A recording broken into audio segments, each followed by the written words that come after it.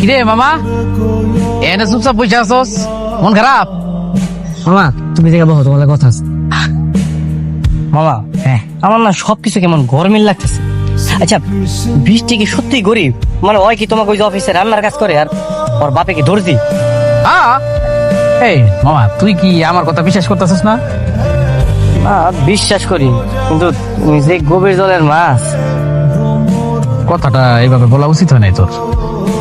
আচ্ছা মামা, এই কয়দিন পর পর বৃষ্টির বাপের তুমি অফিস যাইতে দিই কেন?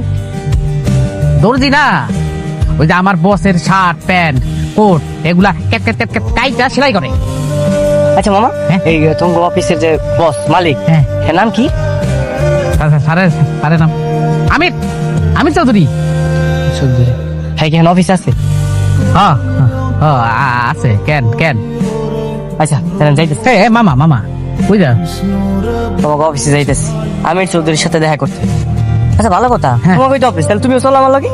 হ্যাঁ না না, তুই যা যা, আমার যে অফিসের কাজে একটু বাইরে আইছিলাম, আমি কাজটা শেষ করে আইতেছি। যা, আমি আইতেছি, যা। আচ্ছা আসসালামু আলাইকুম ম্যাডাম, সর্বনাশ হয়ে গেছে। জলদি আমির চৌধুরী সাজায়া আমার বসের চেয়ারে এখন বসাই দেন, মানে আপনার বাপের চেয়ারে বসাই দেন। আমার ভাই না আপনার অফিসের দিকে আসতেছে। না, আজকে আপনাকে মালিক আমির চৌধুরীর সাথে দেখা করতেছি। আমির চৌধুরীর লগে দেখা করতে তুই না বল, স্যার রেডি হইতেছে, স্যার তোর পরে যাইতে হইছে। স্যার পরে যাইতে হইছে মানে? হ্যাঁ কেমনে জানে আমি যাইতেছি?